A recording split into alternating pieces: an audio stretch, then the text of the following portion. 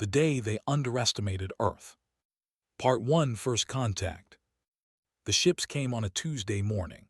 They appeared without warning in the skies above every major city on Earth. Massive vessels, each one the size of a small mountain, blocked out the sun and cast long shadows over the frightened populations below. People stopped their cars in the middle of highways. Workers left their offices and stood in the streets, staring upward with their mouths open. Children cried. Dogs barked. The world held its breath. In Washington, a young sergeant named Jack was eating breakfast in a small diner when the first ship appeared over the Capitol. He dropped his fork and watched through the window as the enormous craft slowly descended through the clouds. The coffee in his cup rippled from the vibrations. The other customers screamed and ran, but Jack remained seated. He had served 3 tours overseas. He had seen things that would break most men, but nothing had prepared him for this. His phone buzzed. It was a message from his commanding officer. All military personnel were to report to their bases immediately. Jack left money on the table and walked outside.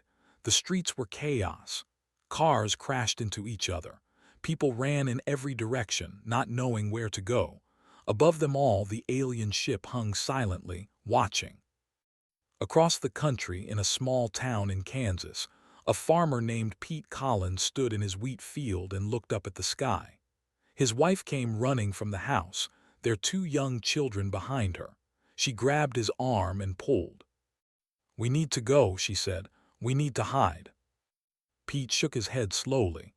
Where would we hide from something like that? He had a point. The ship above them was so large that it seemed to stretch from one end of the horizon to the other. There was nowhere to run. There was nowhere to hide. Whatever was about to happen, they would have to face it together. The aliens made contact 3 hours later. Their message was broadcast on every television, every radio, every phone on the planet. The speaker was a tall, thin creature with gray skin and large black eyes. It wore a uniform of some kind, decorated with symbols that no human could understand. When it spoke, its voice was cold and emotionless. "People of Earth," it said, "we are the Empire. We have watched your species for many of your years. We have studied your history, your wars, your primitive technologies. You are a young species, weak and divided. You have nothing that interests us except your planet. Your world is rich in resources that we require. You will surrender control of your planet to us immediately. Resistance is not advised. Your weapons cannot harm us. Your armies cannot stop us. You have 12 of your hours to respond. If you do not surrender, we will take your world by force. The choice is yours." The transmission ended. For a moment the world was silent. Then the panic truly began. In the Pentagon, generals and admirals gathered in an emergency meeting. The president sat at the head of the table, her face pale but determined. Her name was Moore, and she had been in office for only 8 months. She had never expected to face anything like this. "What are our options?" she asked. General Rick Palmer, a large man with gray hair and tired eyes, shook his head. "Honestly, Madam President, we don't know. We've never faced anything like this before. Our satellites show that these ships have some kind of energy shields. We don't know if our weapons can get through." "So we're supposed to just give up?" asked Admiral Susan. She was a small woman with short red hair and a fierce temper. "We're supposed to hand over our planet without even trying to fight?" "I'm not saying that," Palmer replied. "I'm saying we need to be realistic about what we're facing." President Moore stood up and walked to the window. Outside, she could see the alien ship hovering over the city. It was so close that she could make out details on its surface. Strange patterns. Lights that pulsed in rhythm she did not understand. She thought about her children, safe in the bunker beneath the White House. She thought about all the children on Earth, all the families, all the people who were counting on her to make the right decision. "We will not surrender," she said quietly. Then she turned to face her advisors. "We will not surrender," she repeated louder this time. "I don't care how advanced they are. I don't care how powerful their weapons are. This is our home, this is our planet, and we will fight for it." The room was silent. Then Admiral smiled. "What do you need us to do?" Moore returned to her seat. Everything. I need you to do everything. Contact our allies. Mobilize every soldier, every sailor, every pilot we have. Start working on ways to defeat their shields. Find their weaknesses. Every species has weaknesses. We just need to find theirs. And if we can't, Palmer asked. Moore looked him directly in the eyes. Then we die trying, but we do not surrender. Not today, not ever. Across the world, similar conversations were happening. In Moscow, in Beijing, in London, in Tokyo. Old enemies became allies. Political differences were forgotten. For the first time in human history, the entire planet was united by a single purpose. They would stand together. They would fight together. And if necessary, they would die together. But they would not go quietly. In his small apartment in New York, a scientist named Danny watched the alien broadcast for the 5th time. He was young, only 28, with messy black hair and glasses that were always falling down his nose. He worked for a private research company, studying energy systems. As he watched the alien speak, he noticed something. A small flicker in the background, a pattern in the lights behind the creature. He paused the video and looked closer. His heart began to beat faster. He grabbed his phone and called his boss. "I think I found something," he said. "I think I found a weakness. The day they underestimated Earth." Part 2, The Discovery. Danny had not slept in 36 hours. His eyes were red and his hands were shaking from too much coffee, but he did not care. He was onto something important, something that could change everything. He stood in front of a large screen in a government facility in Nevada. Around him sat some of the most brilliant minds on the planet. Scientists from America, Russia, China, Germany, Japan, and a dozen other countries. They had all been brought together in secret, united by a single goal: find a way to defeat the aliens. "As you can see here," Danny said, pointing at the frozen image on the screen, "there is a pattern in the energy signature behind the alien speaker. At first, I thought it was just background noise. But then I noticed that it repeats every 4.7 seconds. Exactly every 4.7 seconds. A Russian scientist named leaned forward. "What does this mean?" Danny clicked to the next slide. "It means their shields are not constant. They cycle. Every 4.7 seconds, there is a tiny gap in the energy field. It lasts for only about 0.3 seconds, but it's there." The room erupted in conversation. A German physicist named Dr. Hannah Weber raised her hand. "Even if this is true, how do we exploit it? Our missiles take much longer than 0.3 seconds to reach their targets." Danny smiled. It was the first time he had smiled in days. "That's where it gets interesting. I've been working on a theory for years about focused energy pulses. If we can time our attacks to hit during that 0.3 second window, we might be able to punch through their shields." "Might?" asked a Chinese general named Wei. "It's the best chance we have," Danny replied. In Washington, President Moore received the news with cautious hope. The 12-hour deadline had passed and the aliens had begun their attack. Cities around the world were burning. Millions had already died. But now, for the first time, there was a chance. A small chance, but a chance nonetheless. She gave the order. Every military force on Earth would coordinate their attacks.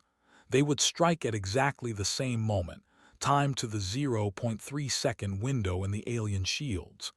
It was a desperate plan, but desperate times called for desperate measures. Meanwhile, on the ground, ordinary people were doing extraordinary things. In Paris, a group of firefighters rushed into a burning building to save trapped children. In Tokyo, doctors worked around the clock to treat the wounded, even as bombs fell around them. In Cairo, a young woman named Fatima led her neighbors to safety through underground tunnels that had existed since ancient times. And in Kansas, Farmer Pete Collins had joined a group of volunteers who were helping evacuate people from the cities. He drove his old pickup truck back and forth, carrying as many people as it could hold. His wife had taken their children to her mother's house in the mountains. Pete had wanted to go with them, but he could not sit by and do nothing while others suffered. "You're a good man, Pete," said an old woman he was helping into his truck. She had lost everything, her home, her possessions, her entire life. But she was still alive, and that was what mattered. Pete just shook his head. "I'm just doing what anyone would do." But that was not true, and they both knew it. Not everyone was helping. Some people were looting, some were hiding. Some had given up hope completely, but others, like Pete, had chosen to fight, not with guns or bombs, but with kindness and courage. They were the best of humanity, and they refused to let the aliens take that away from them. In Nevada, Danny and his team worked without rest. They had less than 48 hours before the aliens would reach the major command centers. If they did not find a way to defeat them by then, it would all be over. "The timing has to be perfect," Danny said to his team. "We need to synchronize every missile, every bomb, every weapon on the planet to fire at exactly the same moment. Can we do that?" A young engineer named Amy looked up from her computer.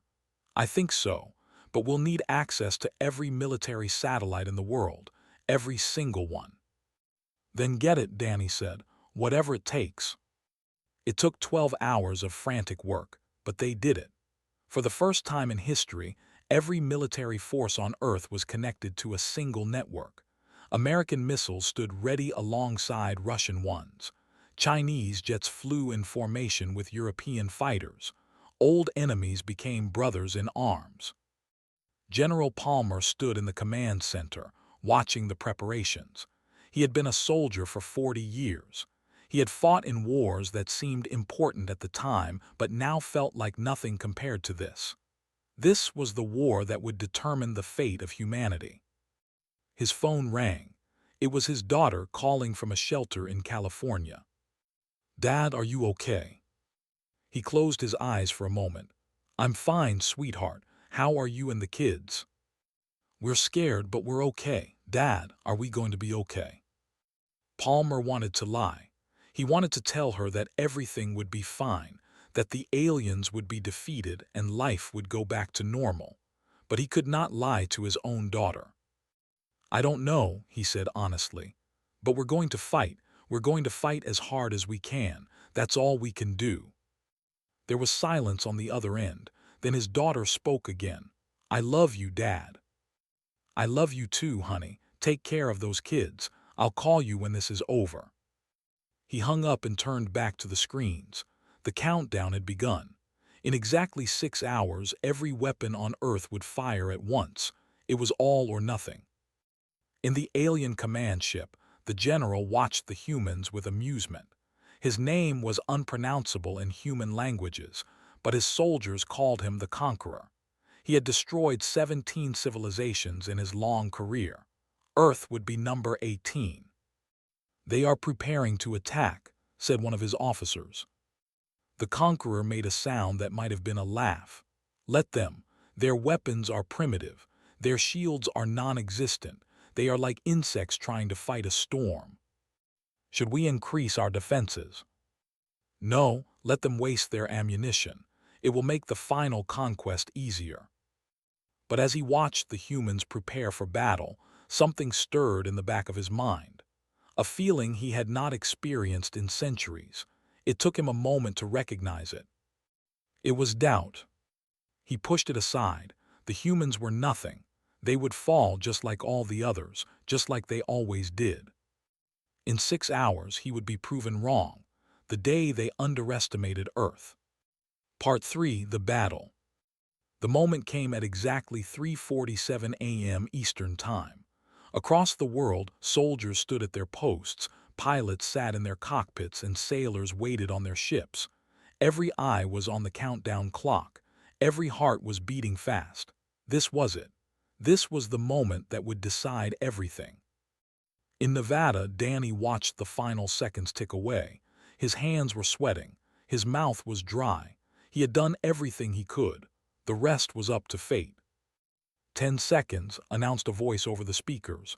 9, 8, 7. Danny closed his eyes and thought of his parents, who had immigrated to America 40 years ago with nothing but hope and determination. They had worked hard their whole lives to give him a better future. He would not let them down. He would not let humanity down. 3, 2, 1, fire. The sky lit up like nothing anyone had ever seen. Thousands of missiles launched at the same moment, leaving trails of fire across the night sky. Fighter jets screamed through the air, releasing their payloads. Ships in every ocean fired their weapons upward at the alien vessels hanging overhead. It was the largest coordinated military action in human history. The aliens were caught completely off guard. Their shields flickered as the first wave of weapons hit during the 0.3-second window that Danny had discovered.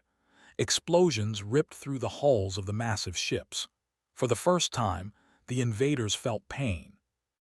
In the alien command ship, the Conqueror stared at his screens in disbelief. "Impossible," he whispered. "This is impossible." "Our shields are failing," reported one of his officers, panic in his voice. "They found the gap in our energy cycle." "How?" the Conqueror demanded. "How could they know about that?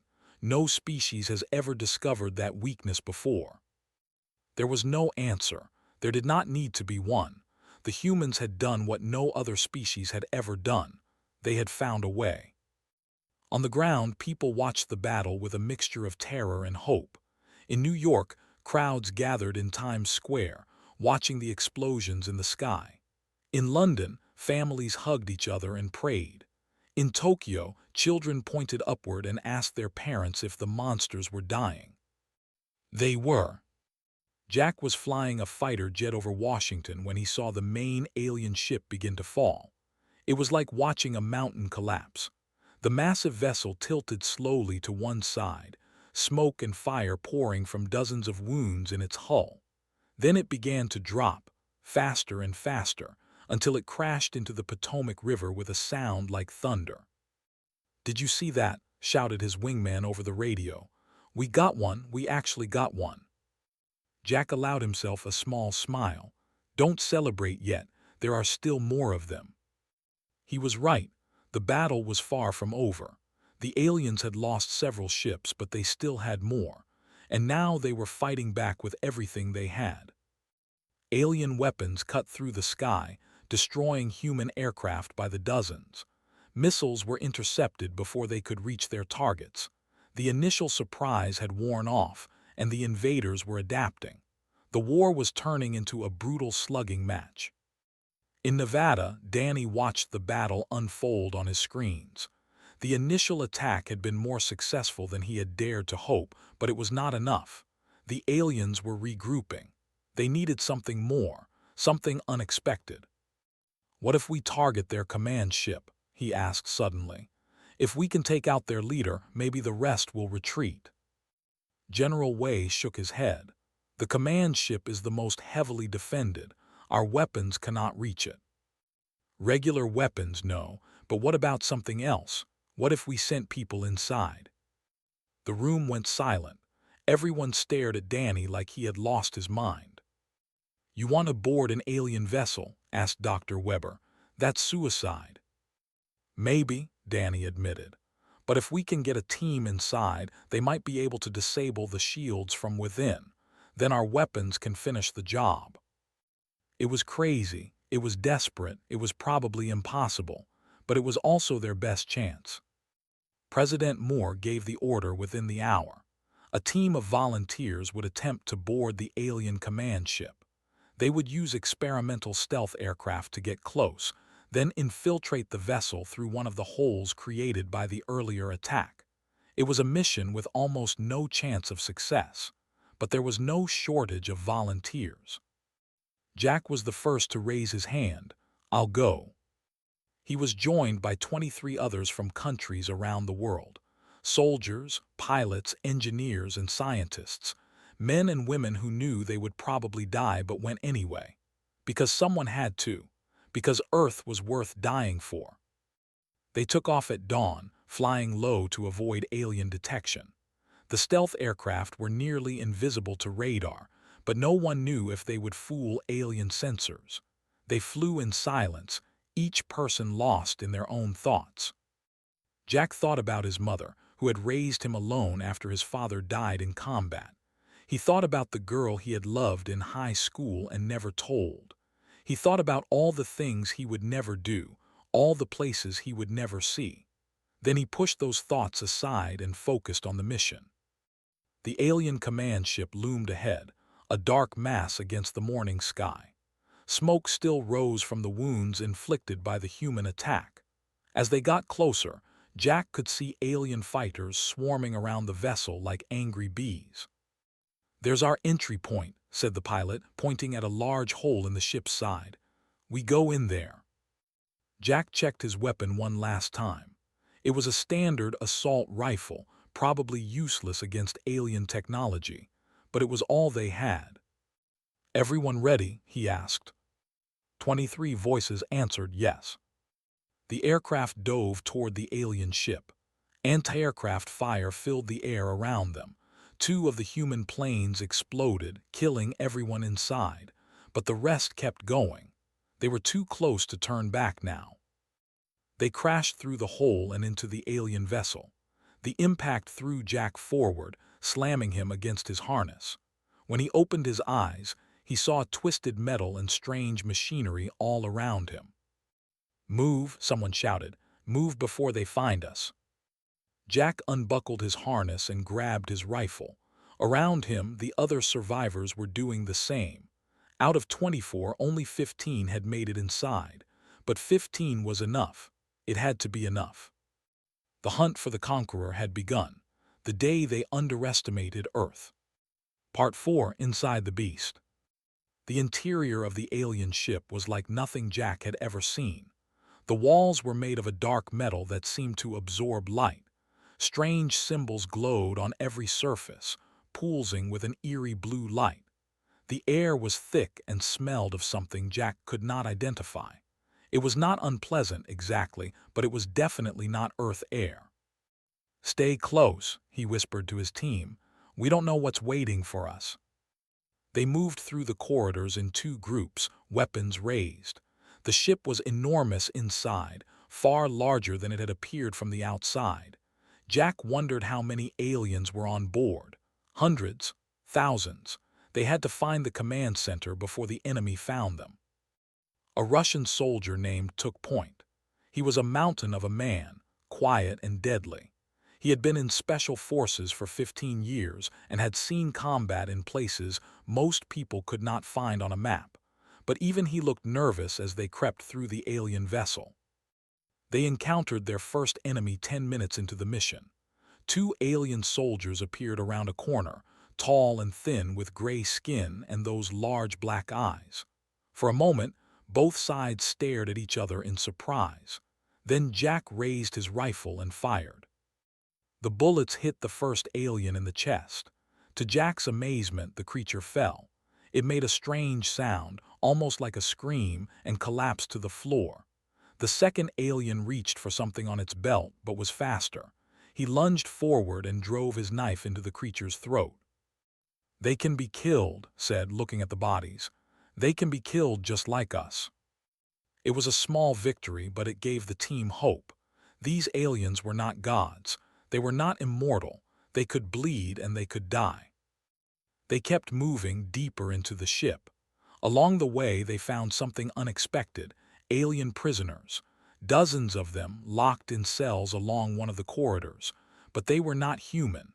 They were other species, taken from other worlds that they had conquered. One of the prisoners, a creature with green skin and 4 arms, pressed itself against the bars of its cell. It spoke in a language Jack could not understand, but its meaning was clear. It wanted to be freed. "We don't have time for this," said a French soldier named. Jack hesitated. She was right. Every second they wasted was a second the aliens could use to find them. But he looked at the prisoners, at the fear and hope in their strange eyes, and he could not walk away. "Open the cells," he said. "Are you crazy?" demanded. "Maybe, but we're going to need all the help we can get." They shot the locks off the cells and freed the prisoners. There were about 30 of them, from at least a dozen different species. Some were too weak to stand. Others looked ready to fight. The green-skinned creature with 4 arms picked up a weapon from one of the dead guards and made a gesture that looked like a nod. "I think we just made some new friends," said. They continued toward the command center, their group now much larger. The freed prisoners knew the layout of the ship and led them through back passages that the human team would never have found on their own. In exchange, the humans shared their weapons and showed them how to use them. After another 20 minutes, they reached the command center. 2 massive doors blocked their path, sealed tight. The green-skinned creature touched a panel on the wall and the doors slid open. Inside, the Conqueror was waiting. He stood in the center of the room, surrounded by screens showing the battle raging outside. He was taller than the other aliens, and his uniform was covered in medals and symbols of rank. He looked at the humans and their alien allies with something like amusement. "So," he said in perfect English, "you are the creatures who have caused us so much trouble. I must admit I am impressed. No species has ever made it this far." Jack raised his rifle. "Surrender. Order your ships to retreat and we'll let you live." The Conqueror laughed. It was a cold, ugly sound. "Surrender to you? Do you know how many worlds I have conquered? How many species I have destroyed? You are nothing. You are insects. You will die here and then your planet will burn." "We'll see about that," Jack said. He fired. The bullet should have hit the Conqueror in the head, but it stopped in midair, caught by some kind of personal shield. The alien smiled and raised his hand. A bolt of energy shot toward Jack, throwing him across the room. He hit the wall hard and fell to the floor, pain exploding through his body. The other team members opened fire, but their bullets were useless against the Conqueror's shield. The alien walked toward them slowly, killing them one by one with blasts of energy from his hand. Fell. Then 2 others. Then 3 more. Charged at the Conqueror with his knife, roaring like a wild animal. The alien caught him by the throat and lifted him off the ground. "Brave," the Conqueror said, "but stupid." He threw aside like a rag doll. Jack forced himself to his feet. His ribs were broken, maybe worse, but he was not done yet. He looked around the room, searching for anything that could help. Then he saw it, a control panel near the back of the room, covered in flashing lights. The green-skinned prisoner saw it too. Their eyes met and Jack understood. Without words, they made a plan. Jack charged at the Conqueror, screaming at the top of his lungs. It was a distraction, nothing more. The alien turned to face him, ready to deliver the killing blow. Behind him, the green-skinned prisoner reached the control panel and began pressing buttons. Alarms started blaring throughout the ship. The Conqueror spun around, his eyes wide with shock. "What have you done?" he demanded. The prisoner made a sound that might have been a laugh. Then it pressed one final button. The lights on the panel turned red. A computerized voice announced something in the alien language. Jack did not need a translation to understand. The shields were down. Outside, the human forces saw their chance. Thousands of missiles streaked toward the alien command ship. This time, there was nothing to stop them. The Conqueror screamed in rage and disbelief. It was the last sound he ever made, the day they underestimated Earth. Part 5: A New Dawn. The explosion was visible from Earth. A bright flash in the sky, brighter than the sun for just a moment, and then nothing. The alien command ship was gone, destroyed by the combined firepower of every nation on the planet. Without their leader, the remaining alien ships fell into chaos. Some tried to continue the fight, but they were disorganized and confused. Others attempted to flee, jumping into faster-than-light travel and disappearing into the stars. By the end of the day, the invasion was over. Humanity had won. On the ground, people emerged from their shelters and hiding places. They looked up at the sky, no longer filled with alien vessels, and they wept. Some cried from relief. Others cried for those they had lost. The war had lasted only 5 days, but it had cost millions of lives. Entire cities had been destroyed. Families had been torn apart. The scars would take generations to heal. But they were alive. Against all odds, against an enemy that had conquered countless worlds, they were alive. In Kansas, Pete Collins drove his pickup truck home. His wife was waiting for him on the porch, their children beside her. When he stepped out of the truck, she ran to him and threw her arms around him. They stood there for a long time, holding each other, not saying a word. There was nothing that needed to be said. In Washington, President Moore addressed the nation.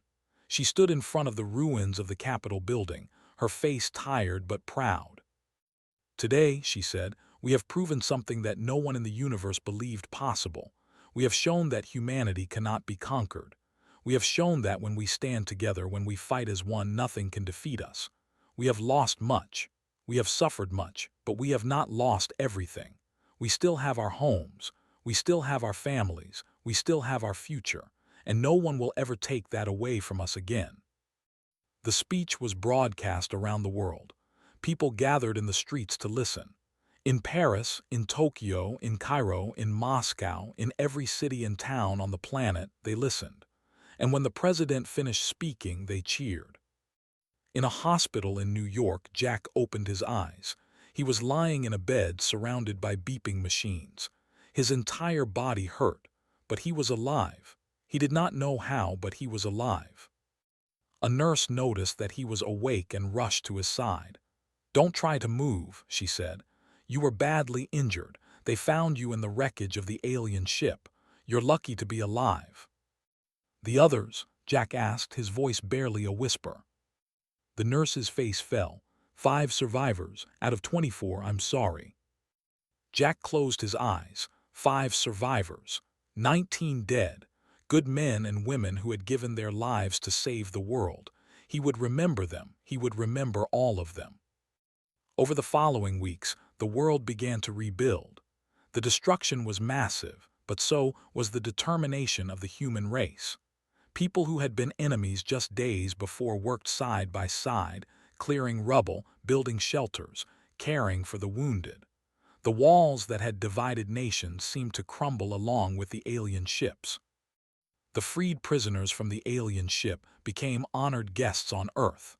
They told stories of their own worlds, now destroyed or enslaved by the Empire. They warned that the aliens would return, that they always returned, and that Earth needed to be ready. The world listened. Danny was put in charge of a new global defense program. Scientists from every country worked together to study the alien technology recovered from the destroyed ships. Within months, they had made breakthroughs that would have taken decades under normal circumstances. New weapons, new shields, new ships that could travel between stars. "We can't just wait for them to come back," Danny told the United Nations. "We need to take the fight to them. We need to show the Empire and every other species in the galaxy that Earth is not to be underestimated." There was debate, of course. There was always debate. Some argued that humanity should focus on defense, on protecting their own world. Others said that going on the offensive would only make things worse. But in the end, the decision was made. Earth would not hide. Earth would not wait. Earth would stand tall and face whatever the universe threw at them. 1 year after the invasion, the first human starship launched from Cape. It was called the Unity, named for the cooperation that had saved the planet. On board were representatives from every nation, every culture, every background. They carried with them the hopes and dreams of billions. Jack was among the crew. His injuries had healed mostly, though he walked with a limp and probably always would. He stood at a window and watched Earth grow smaller and smaller as they flew into the unknown. "Are you scared?" asked Amy, the engineer who had helped coordinate the global attack. She was standing beside him, also watching their home planet disappear. Jack thought about the question. "A little," he admitted, "but mostly I'm excited. We're doing something no human has ever done before. We're exploring the stars. We're showing the universe who we are." And who are we? Jack smiled. Survivors, fighters, dreamers, we're the species that refuse to give up. That's who we are. The Unity flew on, deeper into space. Behind them, Earth continued to recover and grow stronger. The people who had once been divided by borders and beliefs now worked together as one. They built schools and hospitals and parks on the ashes of the old world. They raised their children to be brave and kind and curious. And they never forgot. They never forgot the day the aliens came. They never forgot the heroes who had died to save them. They never forgot that the universe was vast and dangerous and full of wonders. Most importantly, they never forgot who they were. They were human, they were Earth, and they were just getting started. Far away in the dark spaces between stars, the Empire received reports of what had happened. For the first time in their long history, they had been defeated, not by a powerful empire, not by an advanced civilization, but by a small blue planet that they had dismissed as primitive and weak. The rulers of the empire gathered in their ancient halls and discussed what to do. Some wanted revenge, others wanted to negotiate, but all of them agreed on one thing. They would never underestimate humanity again. And perhaps, just perhaps, that was exactly what the humans wanted. The end.